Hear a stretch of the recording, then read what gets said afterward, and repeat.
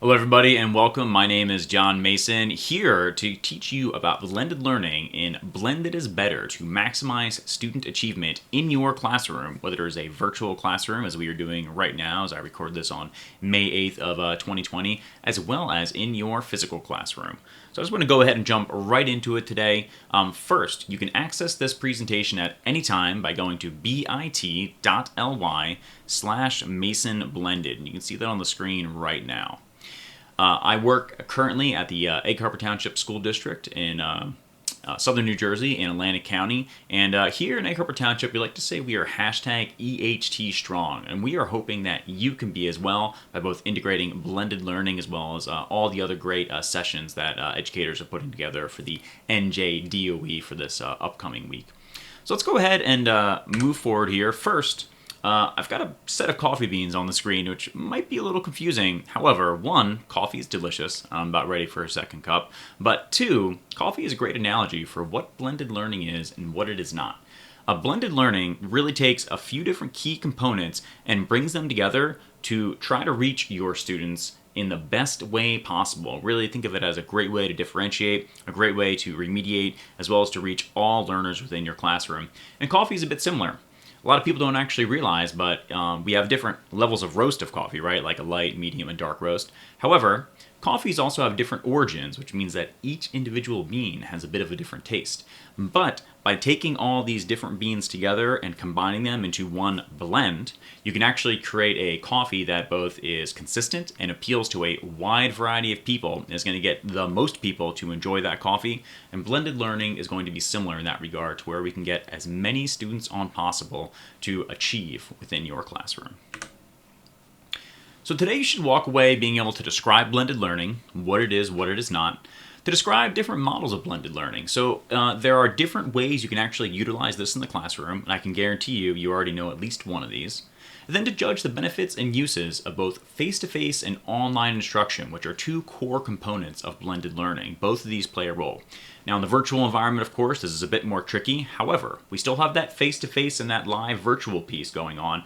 But then how are you going to use that not face-to-face time, whether it's in this virtual classroom as well as physical classroom, so to judge these benefits? And then to determine how you, hopefully, are going to use both of these within your classroom to, again, maximize student achievement.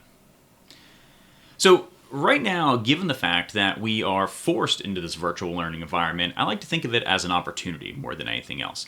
Opportunities are abound because we are forced to learn, forced to adapt, and forced to try new things. And I think there are many New Jersey educators who are already excelling within this regard. And I want you to be able to do the same thing here. So one of the goals is that we seize upon the things that we must do, the things that we need to learn now, and the changes that we need to make, and then see how they're beneficial now, but then how can we use this and blend them together to then create a blended learning environment to reach all learners, not only now, but as well as when we return to our physical classrooms later this year.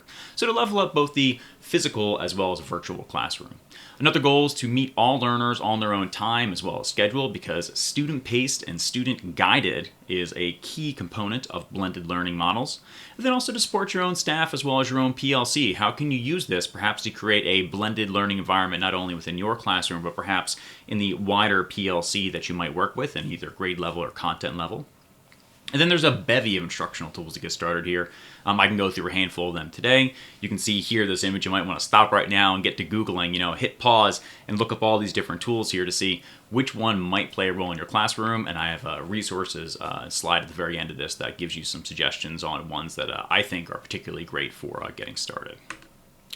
So the first thing is, what is blended learning and what is it not, right? And so you see this term thrown around quite a bit, and it's not always as straightforward exactly what is blended learning and what is not blended learning. I actually encountered a white paper from 2012 entirely dedicated to just simply defining what blending learning is.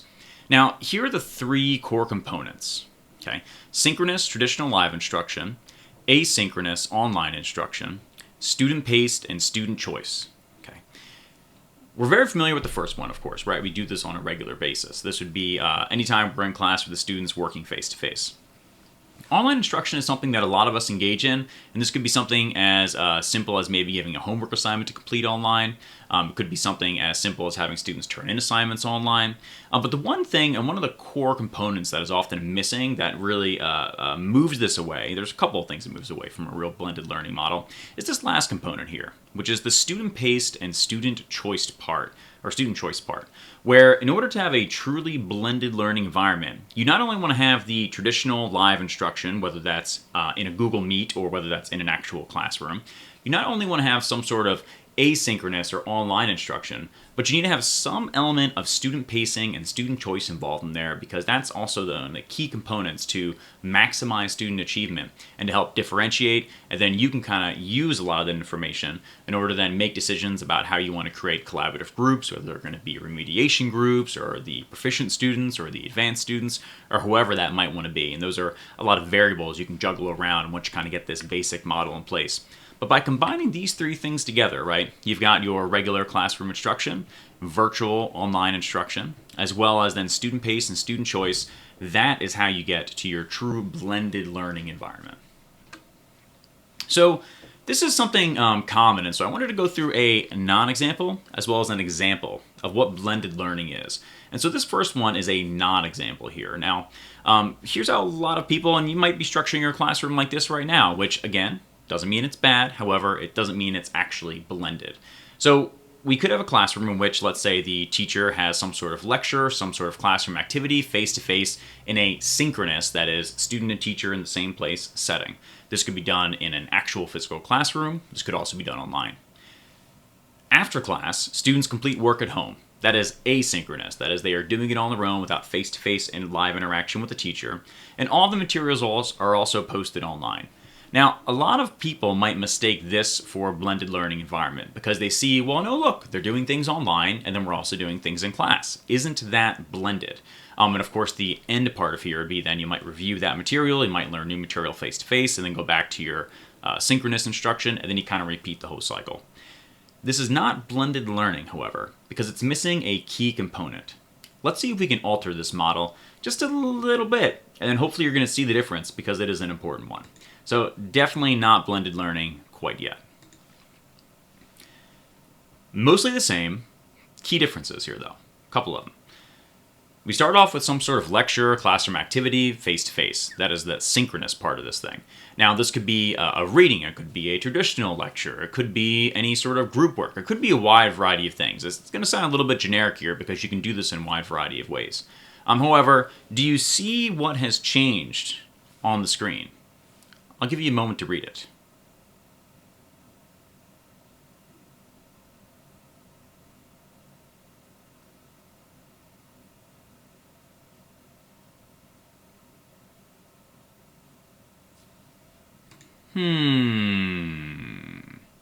What is it?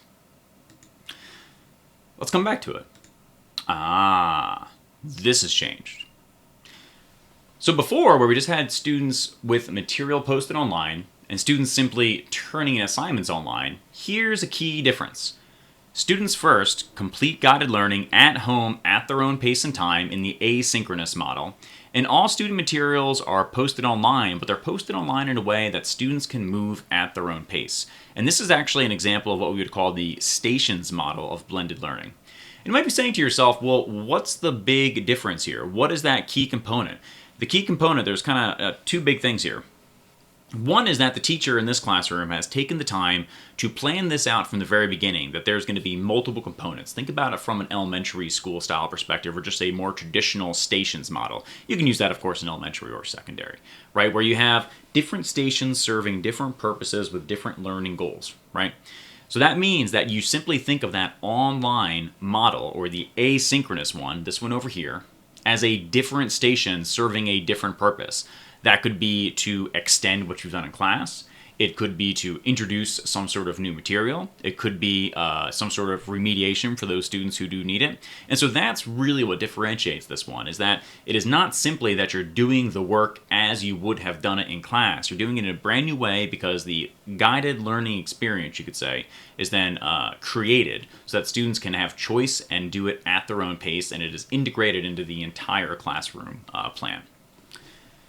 So here are three models of blended learning. There are more out there. I wanted to pick just a few to give you a sample here because, of course, every single one of them is a bit beyond the purview of this introduction to, the world of blended learning.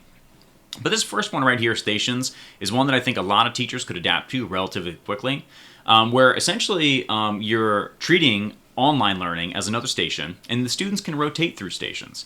One station is then always going to be online, and the teacher can actually float from station to station. You might ask yourself, how do you do this right now in a virtual environment? You could post virtual office hours would be one idea where students can then check in on a regular basis.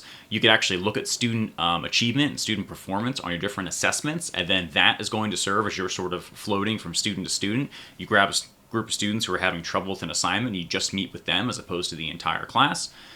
You could also then have it be that you have students doing different things while you're having your live meeting, and then you have certain students muted, you have other students unmute, and then you have that conversation while the rest of the class continues to work. So that would be one blended learning model. Another one, which almost everybody's familiar with these days because it's been all the rage on social media the past few years, is the flipped classroom model. So the basic idea of a flipped classroom is that you flip class time and homework. It is very popular, it's very well known, there's a bevy of resources on it. Students learn at home via some sort of guided learning experience, most commonly a video or a video of a lecture. And then the class time is used for guided practice and projects. But keep in mind, that's also only one way to do a flipped classroom. You can actually do that in different ways. Think of these more as formulas where it's often nice to start with them, but then you can certainly branch out from them as you get a bit more comfortable. And then a third model is what we can call enriched virtual instruction, where most of the coursework is going to be online or outside of school. And this incorporates some face-to-face time as needed.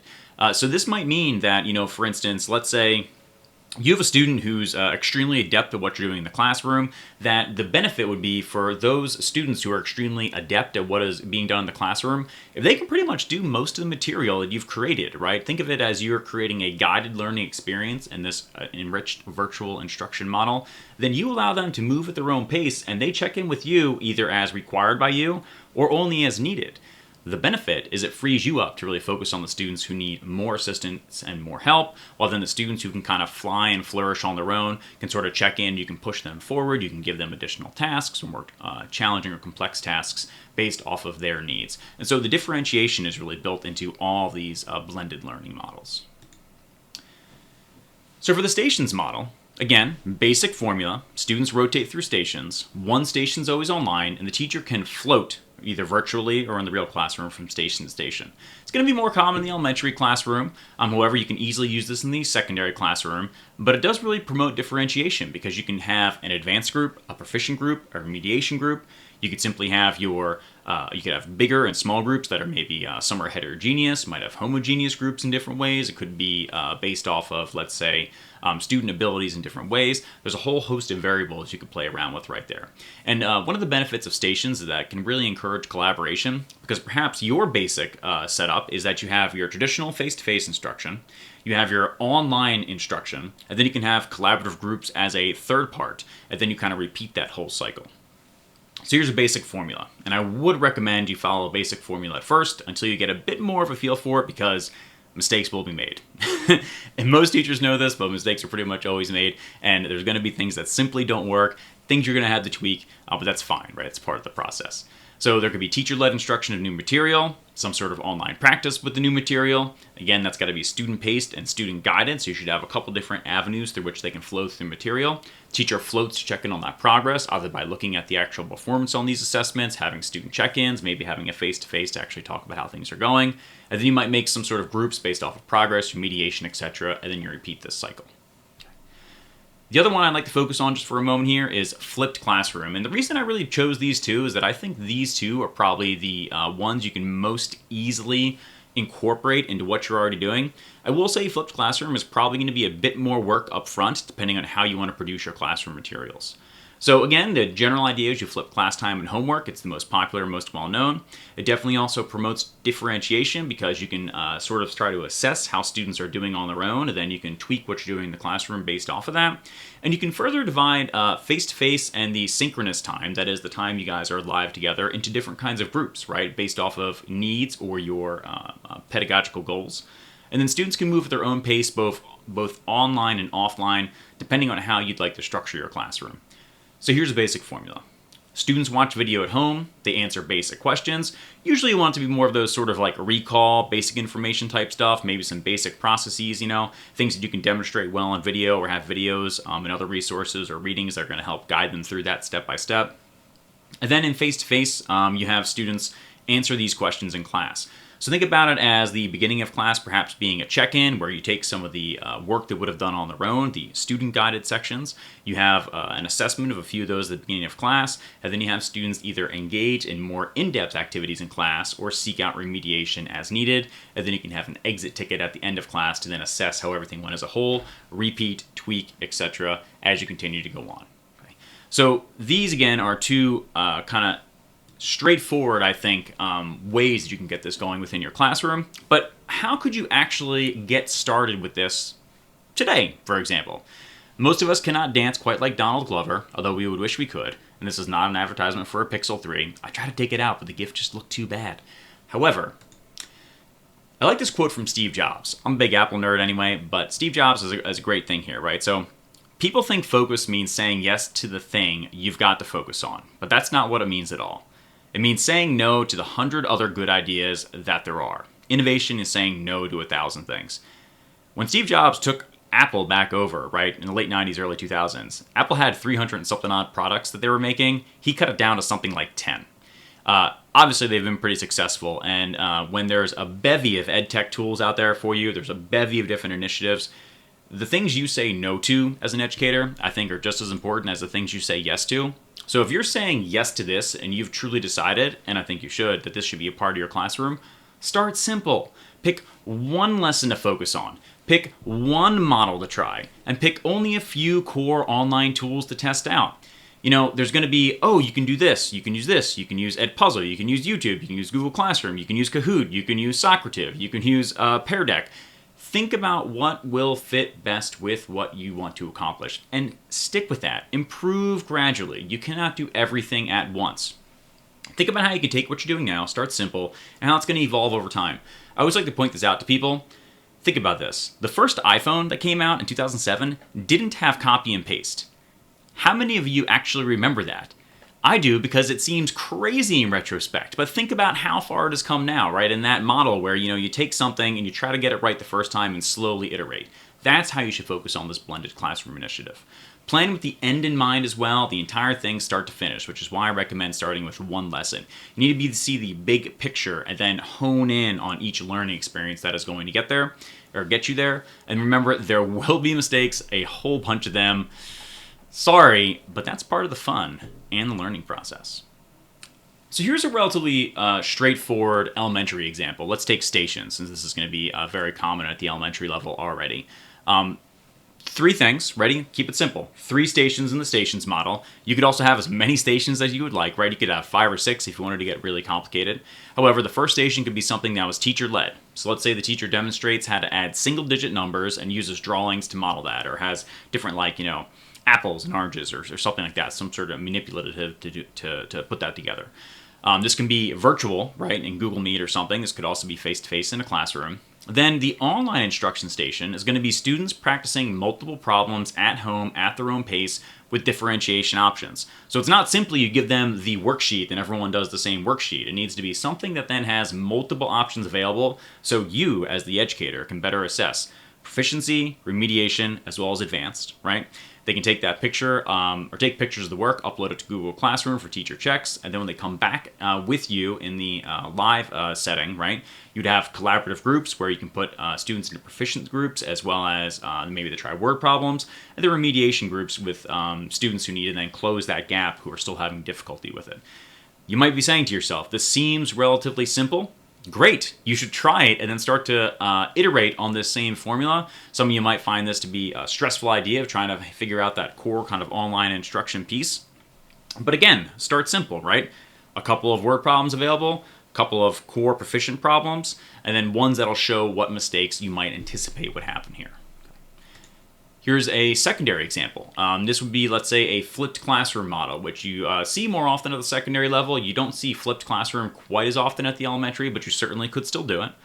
So let's say your online instruction is that students watch a video on figurative language, and then students respond to question on a tool like Edpuzzle, which is an ed tech tool where you can take videos upload them online, and then you attach questions to the videos that students answer as they watch the video. And then they answer these questions and they respond to some questions on Google Docs. So that would be the online portion where students are getting the sort of more simple, more accessible information on their own. Then when you get them face-to-face or face-to-face virtually via Google Meet or whatever tool you would like, the teacher solicits responses to these open-ended questions, and you use that. And you don't get every single one, maybe just get a few to get a good sampling. And then you can group the students based off of those responses, right? Proficient, advanced, remediation as a basic example, but again, there's many ways you could group them together. And then you try to close the gap for the students who need to close the gap on the material. The students who are already getting it, you give them additional, maybe more complex sort of practice. And then the next part of your face-to-face interactions would be not only those more complex ones, the teacher-led remediation classes, but then you would want to finish with some sort of exit ticket to then assess student understanding and how they were able to do in that overall. And then the entire cycle repeats over and over. So from here, I've got a bevy of resources available to help you guys out, to help you get started. So I wanted to keep it a bit more general, and because this is going to be shared with a very wide audience here, right? You're talking people from pre-K all the way through secondary. But both Stations model as well as the flipped classroom model can work for a variety of grade levels. However, I would definitely say to stick with one, pick it, and go. Here you've got an overview of different blended learning models, as well as the definition of blended learning. Remember, 3 parts. You're going to have your face-to-face, your online, as well as the student-guided portions. You've got to have, here's a good overview here from a website called Common Sense Media to different types of ed tech, and here's a whole bunch of links to different tools that could help you do different things for your flipped classroom or your Stations classroom or whatever blended learning model you choose. And then here's a list of tools that I have personally used myself that I would highly recommend, that I think are straightforward and relatively easy to get started with, and you can click those links to continue forward. Hopefully you enjoyed this presentation. Again, remember, blended is better. And if you have any questions, do not hesitate to reach out to me. And please, please, please do the best you can to continue with all the awesome things that you guys are doing. Hey, what happened? Whoa, look at this. I'm in a different spot. Things look a little different. Oh, I didn't totally mess up my video. I need to think of a clever way to edit this in so that way you wouldn't judge me too much. But here, I actually am mashing 2 things together. So I wanted to give you an overview of a couple of these tools that I mentioned in just a little bit more detail, just to give you an idea of where to start. So actually what you're witnessing on the screen right now, this is actually a program called Loom that I could not recommend highly enough. You can find a link to that at the end of this presentation, which again, the link to the presentation right here, that bit.ly/Mason Blended. And so if you go to the Loom website, the nicest thing about it is that for teachers and educators right now, the whole thing is 100% free. All you need to do is register with your school email address. You can get your entire school domain whitelisted, and then you get their pro account for free.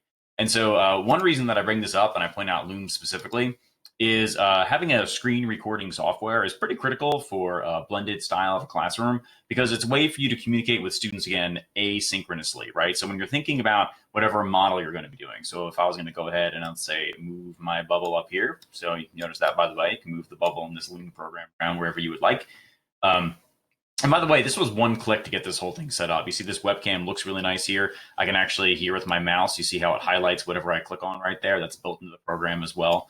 And then another nice thing about Loom is if I hover on the left side of my screen, I can click. I get this lovely little set of white markers, or whiteboard markers, essentially, where I can write on the screen, and then they go away just as easily, so you can highlight certain things.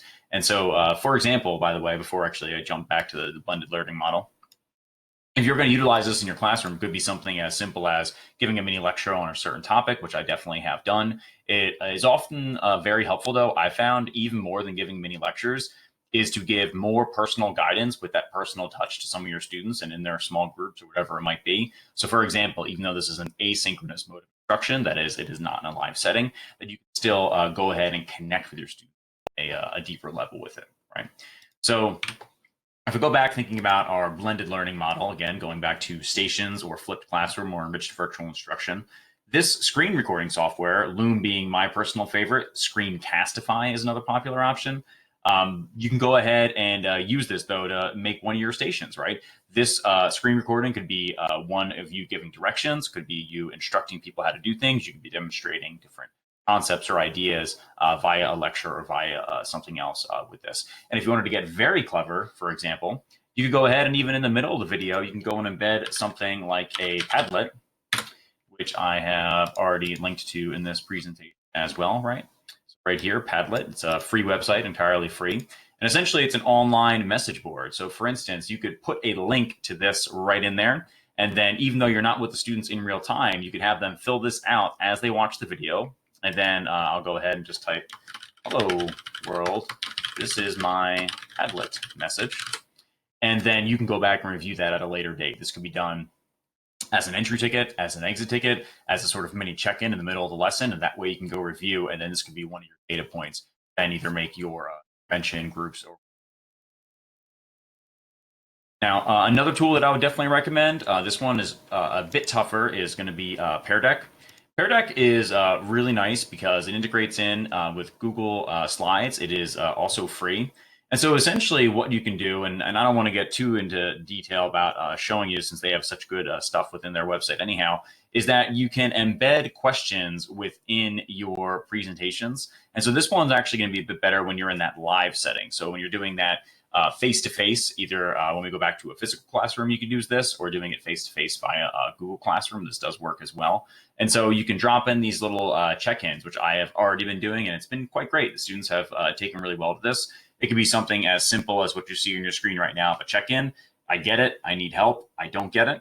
It could be a multiple choice question. It could be true, false. It could also be students actually drawing on the screen as well. So Pear Deck is another great tool within your toolkit. And you can use that, again, both face-to-face synchronously or asynchronously for your online station or in your flipped classroom model. And then another one that I like quite a lot, and this one's actually really nice to use with your students, is going to be Edpuzzle. And so I'm going to open that up just to show you guys what that looks like right now. And this is one I've been using regularly since we've gone to remote instruction. And honestly, I will pay for this when we go back to regular instruction because I found it to be so helpful. And this one's great because you can do two different things that I think are pretty great for a blended learning model, right? Now, one is, let's say I can go here. I'm going to go to this video, or actually I'll go to my content. And then, so these are videos that I've already worked with and started to add things to. I'm going to go to this frames in Era 6 video. And what this does is it allows students to watch a video, and you can insert in questions, which you can see right here on the right side, right? If I use my Loom annotation tool, I'll go ahead and bring that up. You can see questions over here on the right side, and I made multiple choice questions only for this one. You can do open-ended and other ones as well. And then each little tick mark down here is actually going to be either a question, or it could be you adding notes and your own sort of dialogue over top of the video itself. So this is another potential station for using this. Or this could be part of your flipped classroom or even your enriched virtual instruction environment.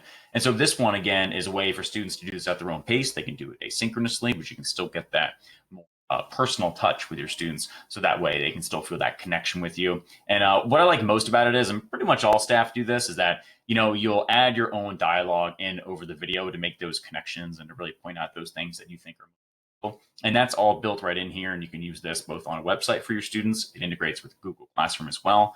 And then you can also use this, students can respond app, which makes the whole thing pretty great, to be honest. It works really well.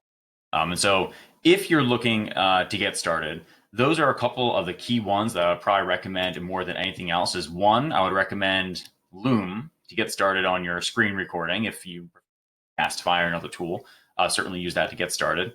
I would say Edpuzzle is another one, because not only can you do a video like I just showed you, where you can have a video that is pre-made either on YouTube or that you uploaded yourself, you could also do a Loom video like I'm doing right now and add questions about what you are instructing specifically, entirely custom made for yourself. So that can be part of your station there as well.